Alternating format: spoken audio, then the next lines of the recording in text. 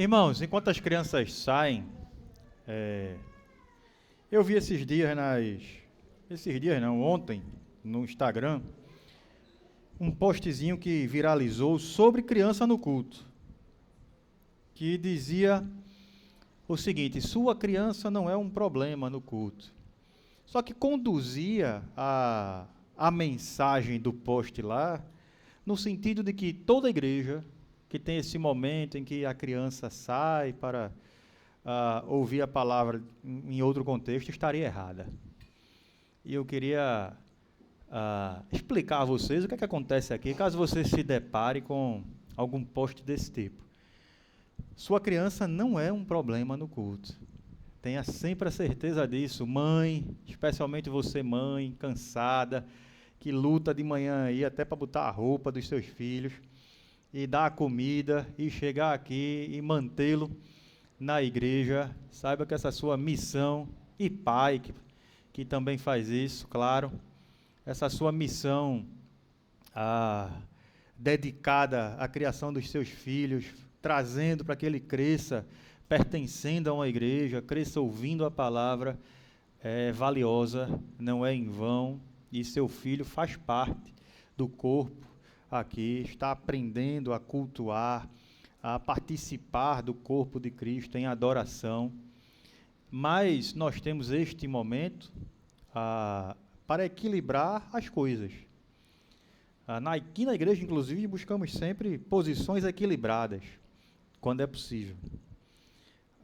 E temos esse momento em que as crianças saem, não porque a criança é um problema, mas porque nós vamos conseguir ministrar aos seus corações de forma mais eficaz, neste momento em que elas saem para ouvir a palavra no seu contexto específico.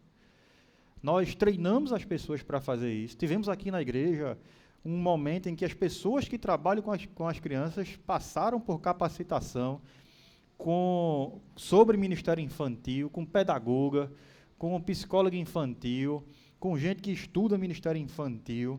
A igreja investe em material, em currículo para crianças, para que elas tenham esse momento específico ali de aprendizagem de forma mais eficaz. Garanto a você que elas aprendem mais ali do que me ouvir falar por 40 minutos. O seu filho de 3, 4, 5, 6, 7 anos. Então, nós equilibramos as coisas dessa forma. Esclarecido? Então, se você se deparar com um post desse, não diga, a redenção, não, olhe lá e diga, que exagero. Comente não, só pense assim, que exagero. Mas não queria briga lá, não. Brincadeiras, essa parte é brincadeira, tá? Respeita aí o posicionamento de quem está agindo diferente, mas aqui buscamos esse equilíbrio. Dito isto, irmãos, eu lhe convido a abrir a sua Bíblia, lá no Evangelho de Mateus, capítulo 5, versículo 27.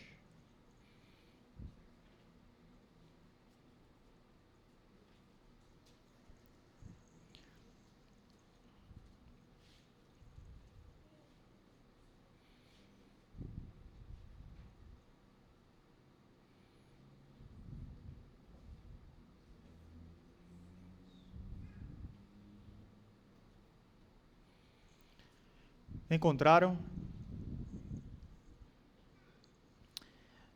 Leiamos. Vocês ouviram o que foi dito: não adulterarás. Mas eu lhes digo: qualquer que olhar para uma mulher e desejá-la, já cometeu com ela adultério no seu coração. Se o seu olho direito o fizer pecar, arranque-o e lance-o fora. É melhor perder uma parte de seu corpo do que ser todo ele lançado no inferno. Se a sua mão direita o fizer pecar, corte-a e lance-a fora. É melhor perder uma parte do seu corpo do que ir todo ele para o inferno. Vamos orar? Senhor Deus, obrigado, Pai, por Tua palavra. Te pedimos, Senhor, que ela encontre lugar nas nossas mentes, nos nossos corações, que Teu Santo Espírito nos capacite, Senhor, a explicá-la, a entendê-la e a aplicá-la nas nossas vidas, Pai. Que a gente ame a Tua palavra, ouça com atenção e queira vivê-la, Senhor, queira guardá-la nos nossos corações para praticá-la, Senhor. No nome de Jesus é que nós te pedimos. Amém. Irmãos, nós, como a maioria de vocês bem sabe, nós estamos aqui na igreja em uma série de sermões no chamado Sermão do Monte, que é esse ensino de Jesus que está registrado lá no Evangelho de Mateus, a partir do capítulo 5, e vai até o capítulo 7, até o final do capítulo 7. Nele nós já avançamos, na verdade esse é o nosso 11º sermão sobre o Sermão do Monte. E nós já avançamos um bocado no texto aqui. Jesus começa esse sermão apresentando um quadro.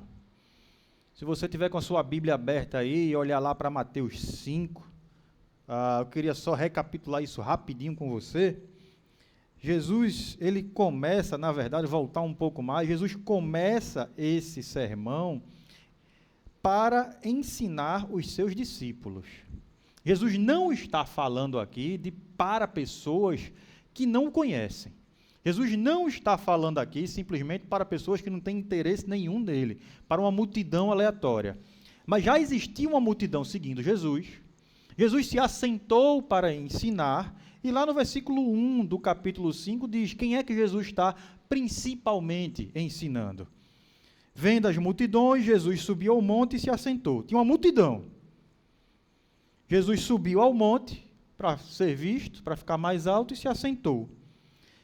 Seus discípulos se aproximaram dele, e ele começou a ensiná-los, dizendo, e aí vem o Sermão do Monte.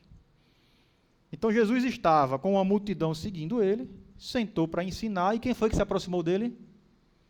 Quem foi que se interessou por ouvi-lo? Os seus discípulos. E Jesus começou a ensiná-los, dizendo, e aí vem todos esses ensinos do Sermão do Monte. E o primeiro ensino é o que a gente chama de bem-aventuranças. Se olhar para a sua Bíblia aí, vai ter bem-aventurado quem é isso, bem-aventurado quem é aquilo, bem-aventurado quem tem fome e sede de justiça, bem-aventurados puros de coração, bem-aventurados pacificadores. Nós já vimos tudo isso. Jesus começa o Sermão do Monte dando um quadro, mostrando, então, olha, quem é que é discípulo? Quem é que é bem-aventurado, que significa abençoado, que poderíamos também traduzir como abençoado, como aprovado por Deus, recebe o favor de Deus, a atenção de Deus. Jesus começa explicando quem é discípulo de verdade, dá esse quadro. Então, as bem-aventuranças é uma descrição do que todos nós deveríamos ser. Não somos. Não vamos alcançar tudo isso.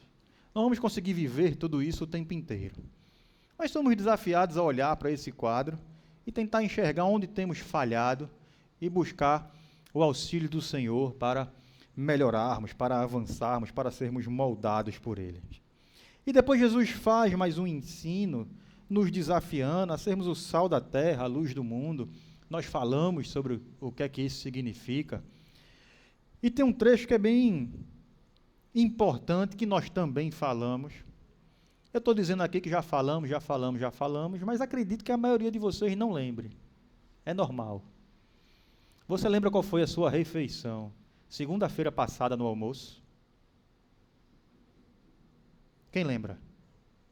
Só Deglier. Foi o quê? Ah, foi o aniversário dele, aí ele lembra. Comeu bolo.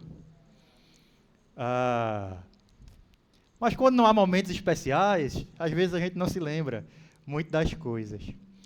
E isso acontece, às vezes, com os sermões. É por isso que eu até gosto de revisitar sermões. Tem coisa que eu escrevo todos os meus sermões, tudo. Eu tenho muitos guardados. Às vezes eu paro para ler. Eu não lembro. Sabia? Rapaz, eu falei isso. E sou abençoado de novo por aquilo ali. E é por isso que eu gosto, às vezes, de ser relembrado, de ouvir novamente um sermão e de falar novamente um sermão, como já fiz aqui, inclusive. Por que estou falando tudo isso? Eu estou falando, você, já falamos, você pode não lembrar. Eu não sei se você sabe, mas nossa igreja tem um canal no YouTube. Nós não transmitimos o culto ainda, mas as mensagens, a maioria, quando não tem alguma falha técnica ali, que a gente não consegue gravar alguma coisa, mas a maioria está lá no YouTube. E você pode ver, rever as mensagens tem mensagem que a gente não tinha nem essa... Tem mensagem que eu estava 14 quilos mais gordo, ressalte-se, e essas madeiras não estavam aqui. Tá aquela parede cinza bem toda... você vai encontrar lá no YouTube mensagens de algum tempo já de nossa caminhada aqui como Redenção. É só você procurar no YouTube lá, Redenção Recife. E você vai ajudar, aproveitando, já que já falei disso, né? Se inscrevendo no canal lá, vai ajudar a promoção das mensagens da igreja aí também no mundo virtual. E se você gostar de alguma mensagem, manda para um amigo, para um colega, para um parente, vê isso aqui. Mas, se quiser recapitular o Sermão do Monte, está lá, a maioria delas. Eu acho que só uma ou duas a gente teve alguma falha técnica, não foi? Uma. Por quê? Porque tem um pedaço importante aqui, que é Jesus falando que ele vem para cumprir a lei. Logo após ele falar que nós somos o sal da terra e a luz do mundo. E a gente já explicou isso aqui. A lei de Deus ela não está abolida quando Jesus chega para o mundo nos apresentando a sua graça.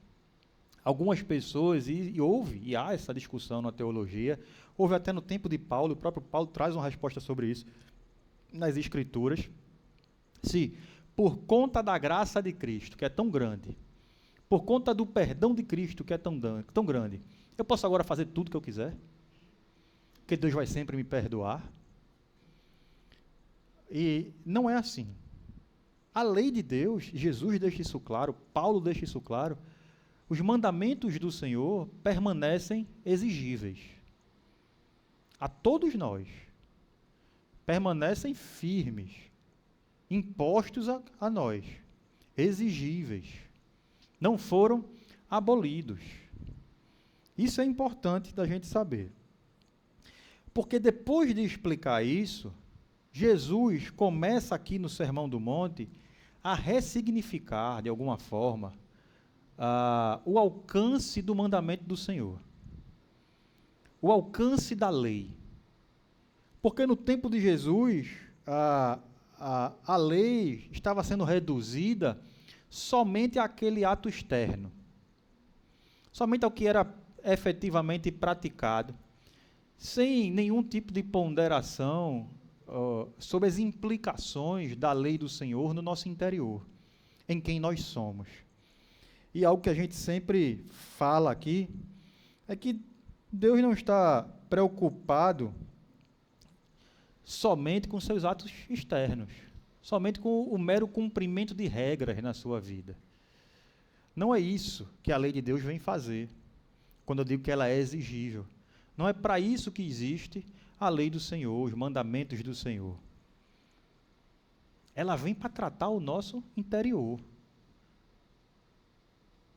Ela não vem somente para controlar comportamento. Daqui a pouco a gente vai se aprofundar um pouco mais sobre isso. Mas nesse trecho do Sermão do Monte, Jesus pega a lei de Deus e leva a discussão para dentro do coração. Dá para entender isso? Quando a gente olha para o que a gente leu, dá para entender isso? Jesus está pegando o mandamento do Senhor sobre o adultério e está tirando meramente da prática externa e levando a questão para dentro do coração. Jesus fez isso antes sobre o homicídio. E nós vimos aqui no domingo passado, quando ele está tratando da ira e do homicídio. Ele mostrou que esse sexto mandamento, lá da lei do Senhor, o não matarás, não diz respeito somente ao ato externo de matar, mas também a disposição do coração em relação às pessoas, ao desprezo, à ira injusta, ao insulto, à ruptura do relacionamento com o próximo. E agora, repito, ele faz isso com o adultério. Ele mostra que o adultério não começa simplesmente no ato físico, mas começa no coração que cobiça. E esse é um tema bastante delicado, talvez ainda mais delicado em nossos dias, por conta de toda a permissividade que é praticada, que é defendida na sociedade. E às vezes a gente faz isso de forma bem sutil. Hoje, a mera defesa do que a Bíblia afirma, hoje a mera defesa dos mandamentos do Senhor, das declarações do Senhor, tem sido tratado como algo radical, como algo exagerado, como algo ofensivo, como algo contrário ao bem do outro, ou seja, como algo opressor. Alguém discorda disso?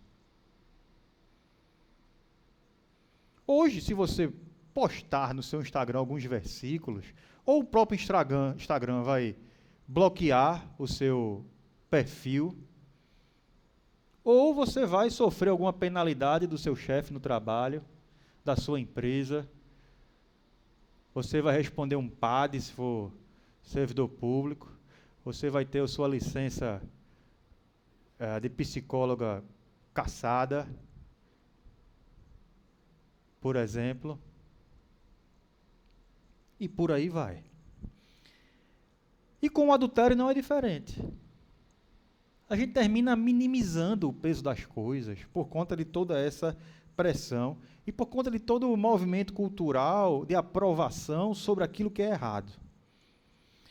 Hoje, por exemplo, a gente vê aí nos filmes, se você assiste novelas, nas novelas, por exemplo, o adultério sendo absolutamente banalizado, romantizado, apresentado como algo que é bonito.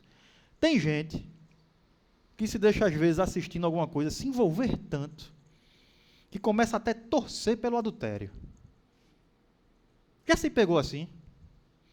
Assistindo um filme, ou alguma série, alguma coisa, de um casal, que um dos dois se apaixona perdidamente pelo outro, e que o relacionamento do casal não está bem, a pessoa está triste, está sofrendo, e está encontrando alguma coisa ali no outro, e a narrativa vai sendo conduzida praticamente para você torcer, para que ela acabe ali o seu casamento e vá ser feliz com o outro.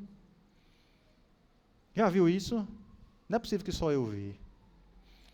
A gente vê isso várias vezes, em muita coisa que a gente assiste, e às vezes a gente até se pega torcendo.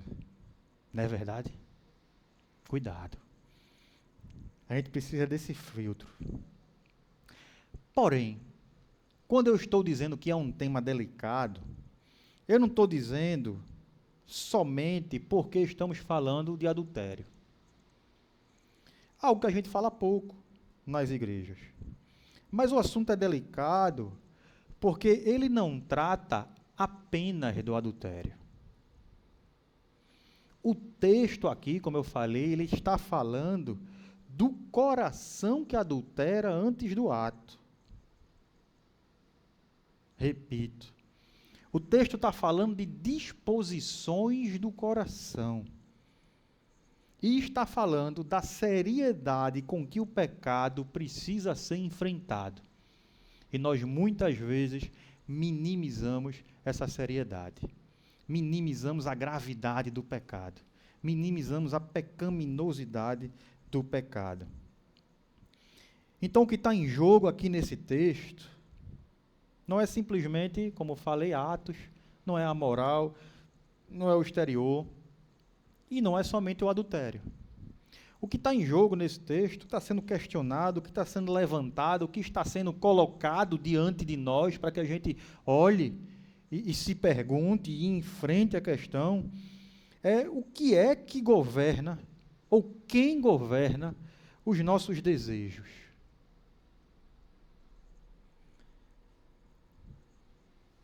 o quanto nós desejamos o pecado. O quanto nós alimentamos esse desejo. Como nós tratamos o pecado ou o desejo pelo pecado. E sobre isso eu convido você a caminhar comigo aqui em 2 pontos de reflexão. O primeiro eu não costumo nomear, mas o primeiro é que Deus não deseja apenas, portanto, conter os nossos atos. Deus deseja transformar nossos desejos. O ensino aqui não é simplesmente conter o ato. É transformar o desejo do coração. Vocês ouviram o que foi dito: não adulterarás. Mas eu lhes digo, qualquer que olhar para uma mulher e desejá-la, já cometeu adultério com ela no seu coração. Jesus começa o ensino dele aqui de uma forma que era muito clara para todo mundo. Todo judeu que estava ouvindo Jesus ali tinha certeza que o adultério era pecado. Todo religioso daquela época ali não tinha nenhuma dificuldade em concordar que trair o casamento é algo grave diante de Deus. E apesar de toda a banalização que nós temos, que eu falei há pouco, na nossa sociedade pecaminosa, caída, confusa, que romantiza o pecado, ainda temos algum pingo de consciência e de entendimento aí fora, de senso comum, de que a traição, de que o adultério carrega erro, carrega dor, quebra confiança, causa destruição. Isso aí é pacífico.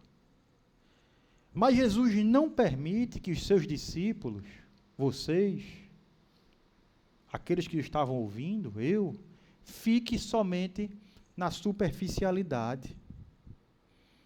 Porque é possível alguém ouvir isso aí, ouvir a lei do Senhor, como era naquele tempo, e não adulterarás, e respirar aliviado. Eu não adultério, está tudo bem, eu nunca traí, nunca passei desse limite.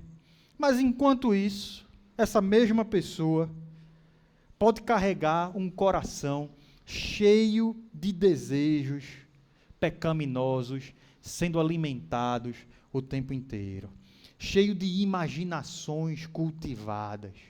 Pode estar vivendo uma vida cheia de conversas perigosas com amigas e amigos que não deveria ter, de olhares demorados. É possível que alguém contenha seus atos externos, mas tenha uma vida interior que não está rendida a Deus.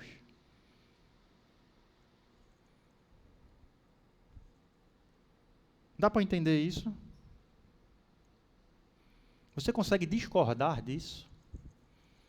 É possível que alguém contenha seus atos externos, mas cultive uma vida interior que não está rendida a Deus. Acredite, é perfeitamente possível se você ainda não acredita. E isso mexe conosco, deveria mexer, porque todos nós carregamos alguma diferença entre a vida que aparece externamente e a vida que acontece por dentro. Isso acontece em algumas dimensões.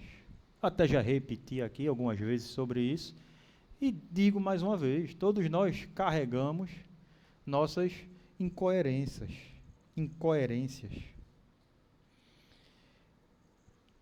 E dentro dessas incoerências, há aquelas que dizem respeito ao que as pessoas sabem que sobre nós,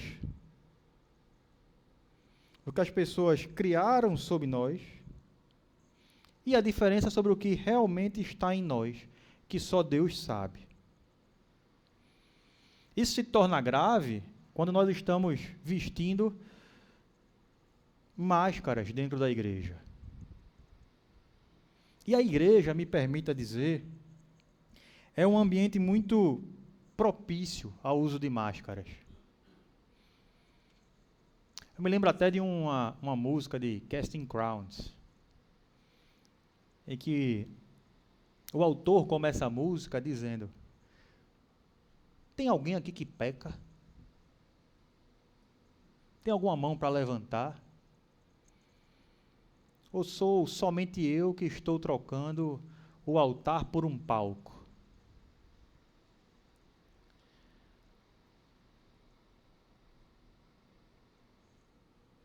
Nós muitas vezes, dentro das igrejas, criamos um ambiente de julgamento, de opressão, de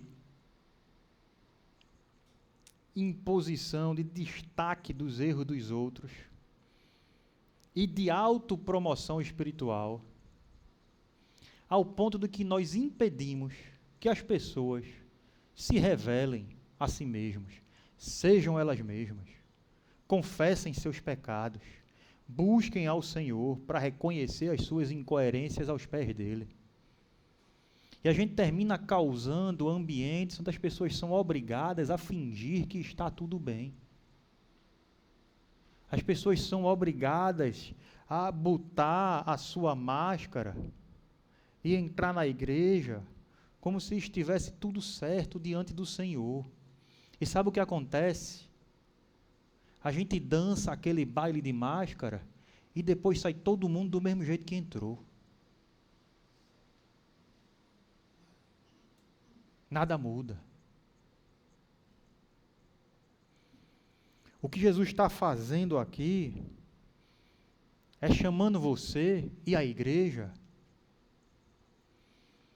a parar de se preocupar com a aparência externa, com o que vão pensar, com a imagem que está sendo passada em relação à sua magnífica capacidade de cumprir os mandamentos.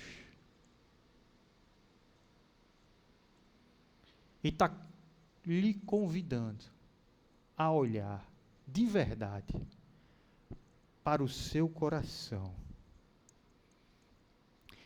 para a sua conduta secreta. A gente consegue esconder muita coisa dos outros, na nossa performance diante dos outros. E preservar a nossa boa imagem. Mas muitas vezes existe o histórico do navegador que foi apagado, a conversa do WhatsApp que foi deletada, que foi arquivada, que foi colocada lá no Locked Chats, né? Existe o pensamento que ninguém ouviu. Existe a conversa a mais que aconteceu só entre os dois, naquele lugar onde não tinha ninguém, onde ninguém viu. Existe a fantasia que não sai da mente. Existe o segundo olhar, mais demorado, só você sabe que deu. Existe o desejo que está sendo alimentado, mas que não foi realizado ainda. E eu poderia seguir aqui numa lista de exemplos enorme. Talvez o Espírito Santo do Senhor esteja lhe mostrando áreas da sua vida que só você sabe, a igreja não sabe.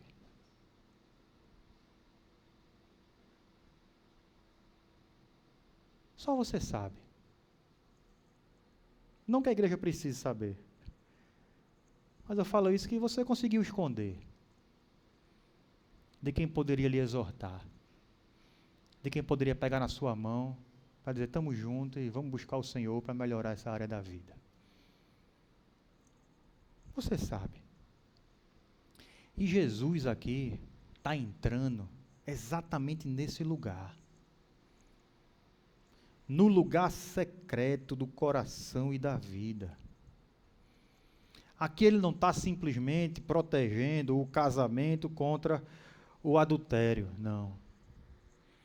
Ele está tratando do coração que quer pertencer a Deus, de fato.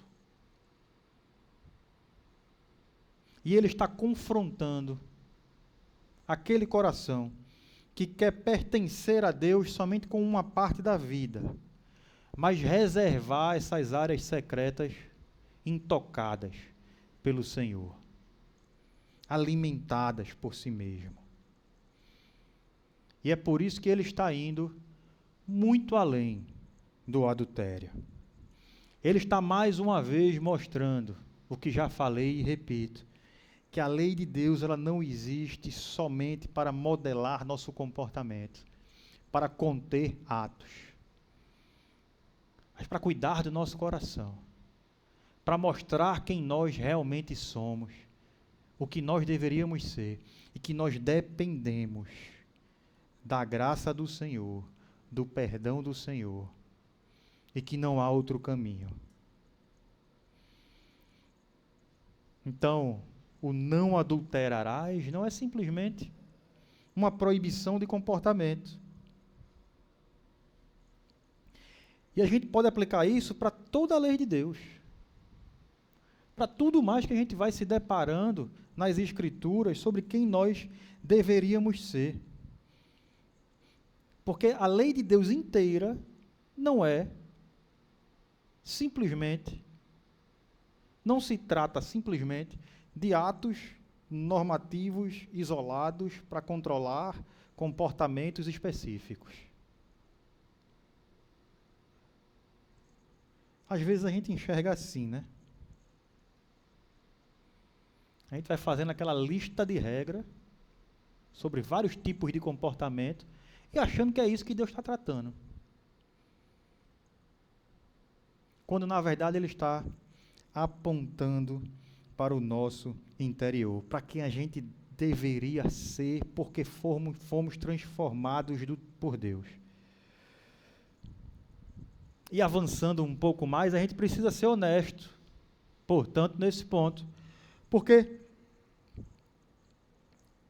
esse caminho de cumprir regras pode não parecer, mas é muito mais confortável, meus irmãos.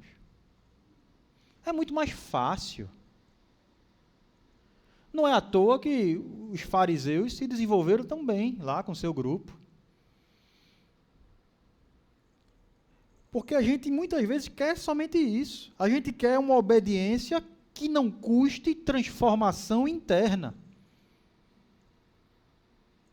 A gente quer uma obediência que não custe o sacrifício dos nossos desejos, a transformação dos nossos desejos, a negação dos nossos desejos. A gente quer obedecer a Deus nos atos, mas quer continuar alimentando apetites, desejos que caminham na direção contrária. A gente quer ser visto como fiéis, mas sem deixar que Deus reordene em nós aquilo que realmente nos dá prazer, aquilo que nos atrai, aquilo que a gente busca quando a gente está cansado, quando a gente está sozinho, quando a gente está frustrado, quando a gente está carente, quando a gente quer se divertir, quando a gente quer empreender esforços.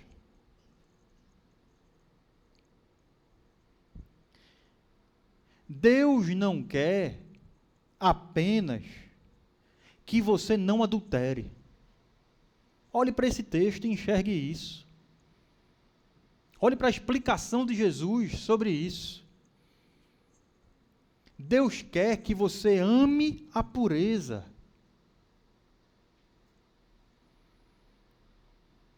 Deus não quer que você simplesmente se contenha de praticar um pecado. Deus quer que seu coração aprenda a desejar o que é santo, a rejeitar o que não vem dele.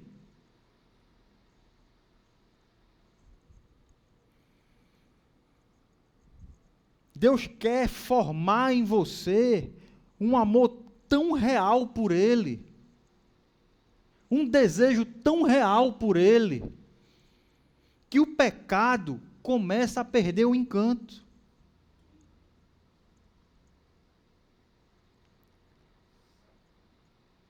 E se eu pudesse dar um nome para isso,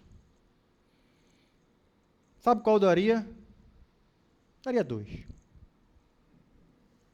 eu pudesse dar um nome, eu daria 2. Isso é maturidade cristã. E é santidade. À medida que a gente amadurece, à medida que a gente vai aprofundando o nosso relacionamento com Deus, nossa caminhada com o Senhor, Deus vai mudando quem nós somos. Deus vai mudando nossos desejos. Deus vai mudando nossos apetites. Aquilo que antes parecia irresistível para a gente, desejável pelo coração, agora a gente consegue ver como veneno, como destruidor, como ofensivo a mim, a meu próximo, mas principalmente a Deus. Aquilo que parecia prazer começa a mostrar o rastro de destruição, mentira e distanciamento de Deus. Por isso, meu irmão, um alerta, mais um que posso lhe fazer hoje, é que a sua vida com Deus não pode ficar estagnada. Você não pode ser o mesmo crente por décadas.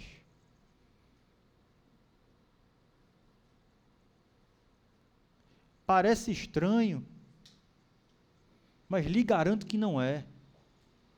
Sabe por quê? Porque você nunca, aqui na terra, vai atingir a perfeição. Sempre vai haver algo na sua vida para ser transformado, modificado, retirado, melhorado. Algo para ser acrescido, que ainda não existe. Sempre. Mas às vezes, a gente se esquece disso. E a nossa vida cristã é a mesma o tempo todo, por anos e anos a fio, sem nenhum aprofundamento no relacionamento com o Senhor e na transformação que esse relacionamento causa em nós.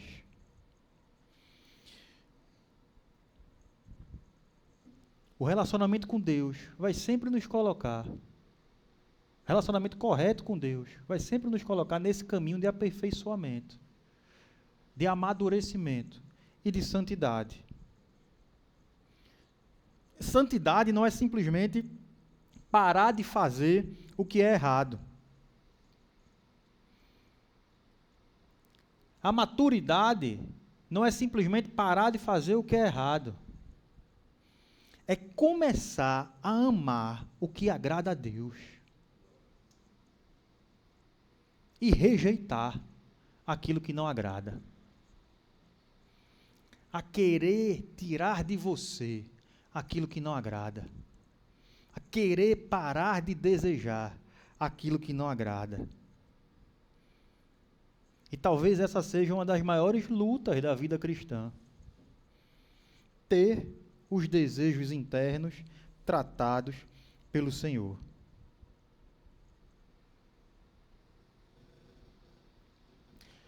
Porque quando a gente está falando, e volto, simplesmente de ato externo, às vezes a gente consegue se afastar de atos externos por várias razões. Por medo de consequência, por vergonha, por pressão, por medo de como vai ser visto pelos outros. Mas a gente continua desejando aquilo, querendo aquilo. E a gente precisa começar a olhar para as nossas vidas e pedir ao Senhor para Ele trazer essa realidade em nós. deve ser alvo da sua oração, na sua busca do Senhor, que o Senhor transforme os seus desejos. Peça a Ele. Peça. Peça de verdade. Reconheça seus desejos errados. Reconheça a sua vontade por aquilo que não agrada a Deus. Reconheça de verdade. Se quebrante diante do Senhor. E peça que Ele transforme isso em você. Pare de se perguntar o que é que eu posso fazer ainda na minha vida sem pecar. Qual é o limite? Até onde eu posso ir da minha vida antiga sem que seja pecado? Essa pergunta é de quem está procurando o limite mínimo da obediência. Não é de quem teve o coração com os desejos transformados. O discípulo de Jesus, ele começa a fazer outras perguntas sobre a vida, sobre as coisas da vida, sobre o seu dia a dia, sobre o que ele está buscando na vida, o que ele está praticando, o que ele está querendo, o que ele está se dedicando. Começa a se perguntar, o que é que agrada ao meu Senhor? Isso que eu estou querendo agrada a Deus? Este local para onde eu estou indo agrada a Deus? Esse tipo de relacionamento com essa pessoa agrada a Deus?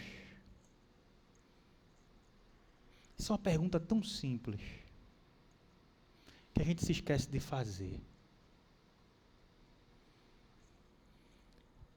A gente busca, e me permitam um testemunho pessoal, não é me colocando como exemplo, não.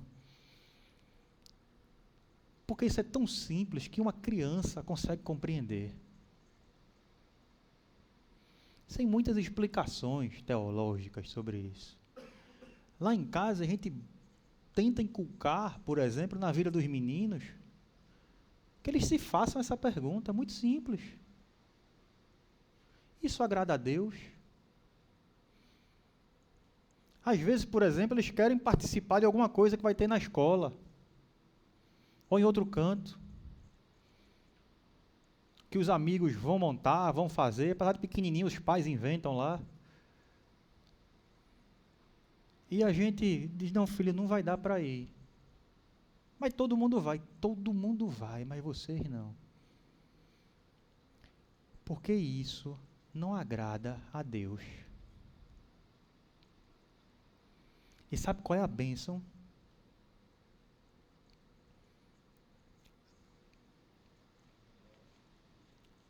Até agora, pela graça de Deus, isso tem sido suficiente.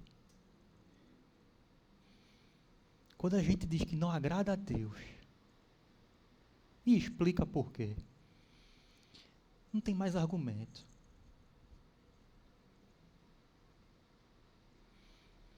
E se Deus permitir, eles vão crescer aplicando esse conceito na vida deles. Talvez nós não tenhamos tido a oportunidade de ter aprendido isso de forma tão intrínseca em nós quando éramos pequenos. Mas você tem a oportunidade de viver isso hoje. E isso que a gente está conversando aqui tem que levar você a uma oração sincera diante de Deus. Que não seja simplesmente, Senhor, me ajuda a não cair. Isso é bom, ore, peça por isso e vigie para não cair. Mas peça, Senhor, muda aquilo que eu tenho desejado. Senhor, purifica meus desejos. Me faz amar o que é santo.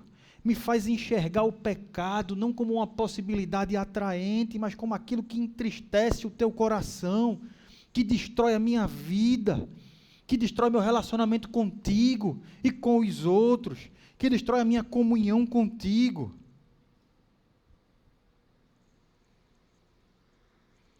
E aplique essa pergunta tão simples na sua vida. Isso agrada a Deus? E faça desse critério realmente um balizador das suas decisões. Vai ter coisas que você ama, que você deseja, que já está na sua vida, que você já não sabe mais nem como se livrar. Mas que a resposta é: não agrada a Deus.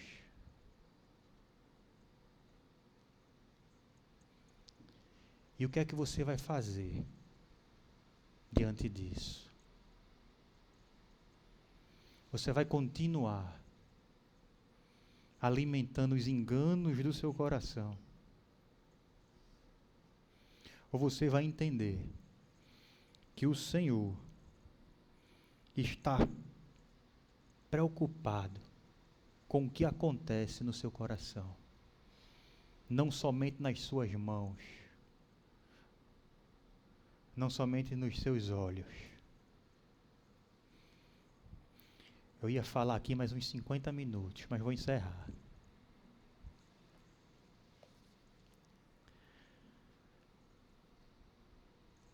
Jesus conduz toda essa conversa para uma atitude prática. Ele apresenta isso.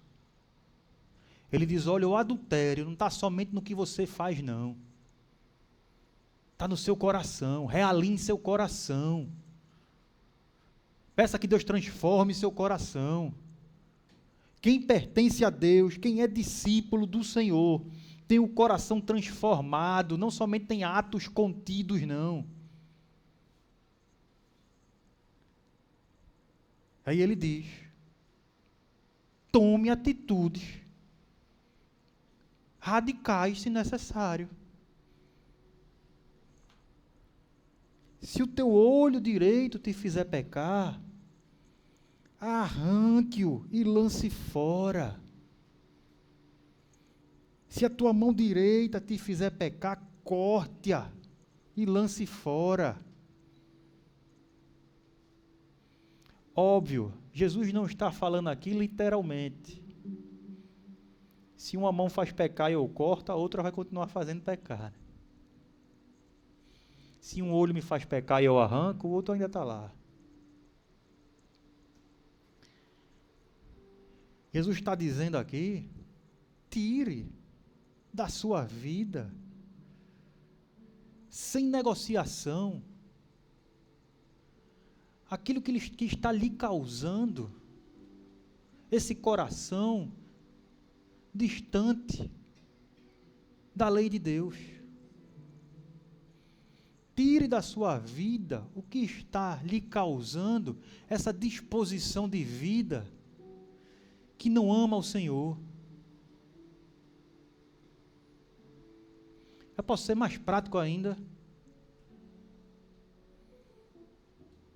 Eu vou subindo aí por etapas. Você jovem, adolescente, acho que não tem adolescente aqui. O namoro não está agradando ao Senhor? Acabe.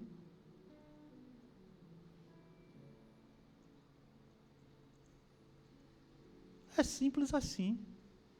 Corte. Homem, suas amizades, quando faz uma rodinha para conversar, as mesas que você senta, só sai aquilo que não agrada a Deus? Corte.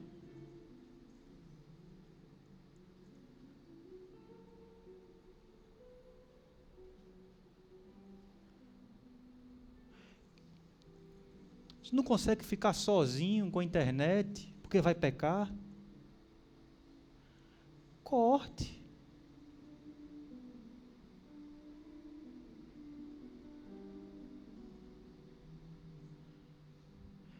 tem uma amizade no trabalho que está ultrapassando um limite, que você sabe que as brincadeirinhas já estão diferentes, e por aí vai.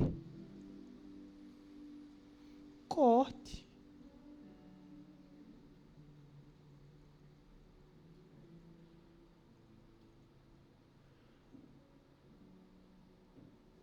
Não está sabendo lidar com dinheiro. Andou fazendo negócios errados por amor ao dinheiro. Interrompa, corte esses negócios.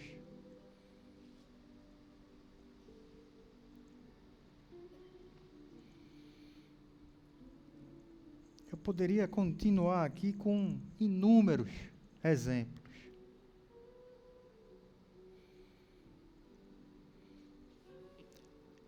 Mas o que eu estou orando aqui, enquanto eu falo, é que Deus esteja lhe mostrando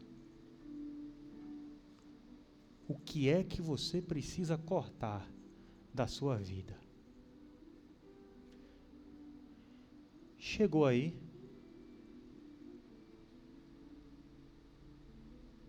Ele lhe mostrou.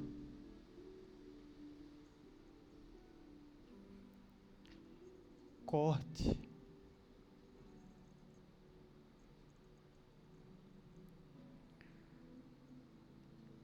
Mas não simplesmente por obediência cega.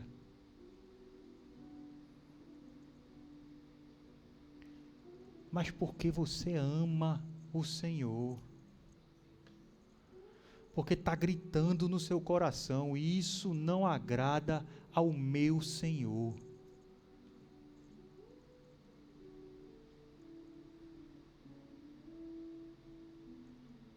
A gente vai cantar uma música agora, que se há algo na sua vida, coloque de verdade diante do Senhor.